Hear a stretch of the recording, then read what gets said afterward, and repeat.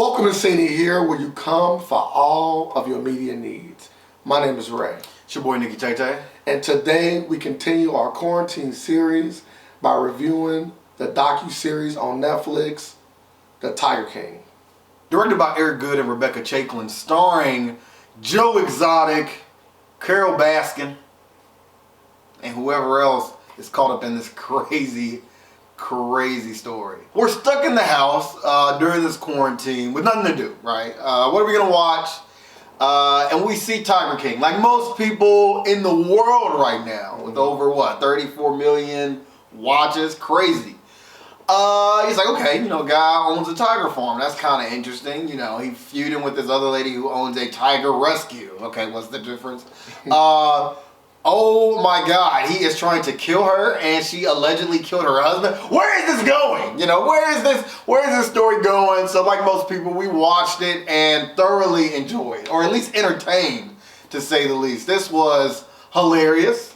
From, just a tiger owner with a mullet and, earrings to a throuple marriage. Carol Baskin with her "Hey, all you cool cats and kittens," and Doc Antle, who was worshipped as a god. It's like, what is going on in this world? It's just wild to understand that this is a part of America, right? This is the dynamic. You got your normal 9 to 5, and then you got your tiger owners and Walmart meat feeders.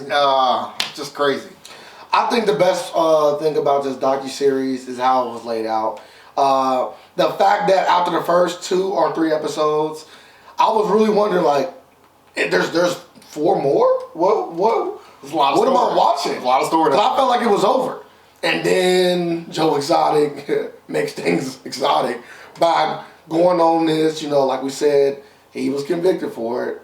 Some people don't believe that he did it. Some people believe that he did. He was coerced. But dude said he coerced him. He coerced him. I think it was a clear setup for my boy Joe.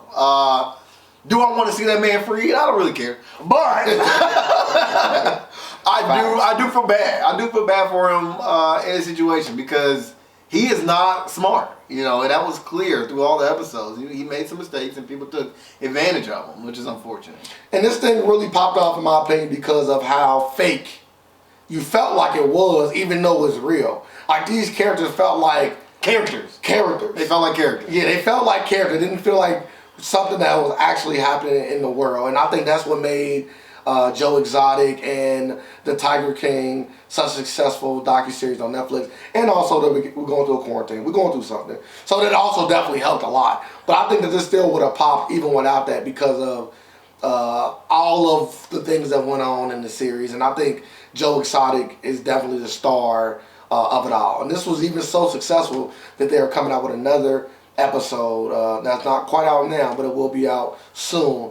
And Joe Exotic did a lot, man, from trying to become a governor to run for president. He ran for president. Yeah, running for president. Like, he just tried everything to obtain this level of fame. And his story now, it's funny now that he's more famous now than he ever tried to be when he was actually trying to be famous. That's how it goes.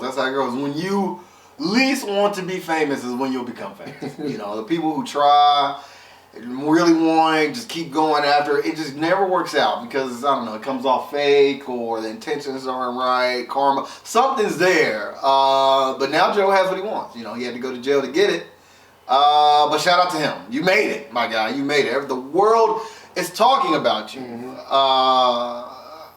But I feel like I want to talk more about Kara. I want to talk more. Well, she's the winner in all of this. Is she? Yes. Is she? Yes. I don't know because, for her, her husband died years ago. Yes. Right. For her, she's moved on. She's remarried. And you think you have closure. Yeah. Right. You think you've moved past that. But now there are endless memes. Endless jokes about her allegedly, committing that crime. Yeah. And now she has to wake up with that. She has to live with this again if, the speculations are true, right? Yeah. It's like, okay, like I thought I put this to bed and now it is back. Everybody keeps talking about it. What am I going to do? The walls are closing in. But if it's not true, she has nothing to worry about. But even then, in that case, it's just undue stress. Well, I would say that even if it's not true, right? Yeah. The way she handled the family, his family, It was, oh my God. It was crazy. That's wild. It was crazy. I've never seen such level of disrespect and such level of bossery. You know? They were neck and neck. It was like at one point I was like, damn, she is ruthless. This is wrong. And at the same time, I'm like if you could do it, if you could secure, millions, why not? Yeah. She played that whole situation crazy. Wild.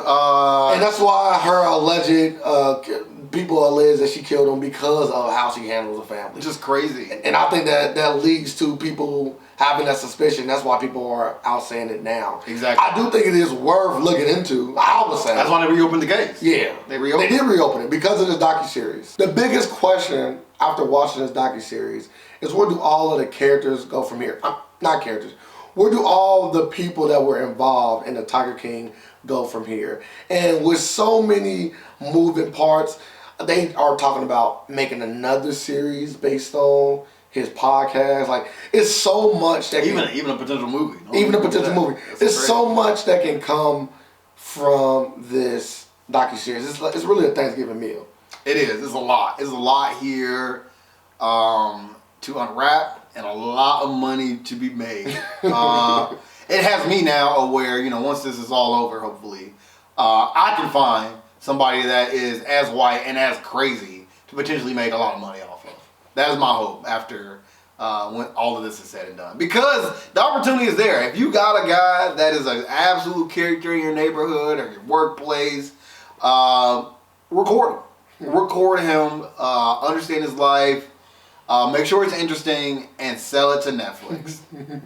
But it's only one Joe Exotic. That is that for now. For now. As I was watching this docuseries, and I can say that I was entertained, it did make me want to watch every episode following the last. I like how it was paced, I like how it was directed, and I like all of the people that was involved. I will have to give Tiger King an 8. I think that this is a solid docuseries and probably something that we're going to be talking about for the rest of 2020. For me, Tiger King was everything I wanted in a docuseries. I laughed from episode 1 on. Now, to be fair, I have to call out that this story is filled with a lot of sadness. A lot of people died, a lot of lives were destroyed, just for our entertainment. And I think that's wild, messed up, something I still somewhat oddly enjoy, which is bad. It says a lot about us as people, which is why I have to give this an 8.5. I want to see more. I want to see more Tiger King. I want to see more of the story, more people. I want to see, really honestly, just more white people who have absolutely jokes of lives. Because, we always get, the black people pushed in the spotlight who are living, less than ideal, right? In the hoods, in the ghettos. Like, what is this guy doing? He's a gangster. He's causing trouble. We rarely ever get white people doing that. And we know, there's a lot of redneck stories to be told. There's a lot of blue-collar workers who are absolutely insane, living on the fringes of society. And I think people enjoy Joe Exotic for that reason, right? It's something that we don't see. We want to see more. People are clamoring for this. We want to see it. And I can't wait to see the new episodes and much more. I think the sad part about all this is nobody really cares about the Tigers. That is funny. It's messed up. It's messed up. That's messed up. Because at the end of the day, Carol and Joe weren't doing anything different. They were not doing anything different. They both had animals in captivity and were selling them to the crowd. To crowds, monetizing those captive animals. And barely paying any workers. Well, it's at the end of the day, PETA chose to work with Carol versus Joe. The tables could always be turned, right? And this could be Tiger King, the Carol Baskin story, or Tiger Queen. This is life. That completes the review of Tiger King. Phenomenal. This is why we come to Netflix. This is why we watch these kind of things. I wasn't watching the History Channel for documentaries. Occasionally, when one was very interesting. But now Netflix is just pushing the content I need to be seeing. Hey, did you know there was a white guy in Oklahoma who had tigers, ran for president and governor, and hired a hitman to kill somebody else that was doing the same thing? No? Well, here it is. The Tiger King. That sounds crazy. Amazing. You know, I'm like, when I first saw it, I was like, yeah, what is this? And then within 10 minutes, I knew it was something I enjoyed. I know most of the people that will probably watch the review have seen this, which is awesome. So let's definitely talk about it. What do you think about the allegations that were presented? I won't name names. Let's have a dialogue. Make sure you like, comment, and subscribe. Hit the notification bell, stay up to date with all of our reviewing content. And as always, don't forget, you've seen it here.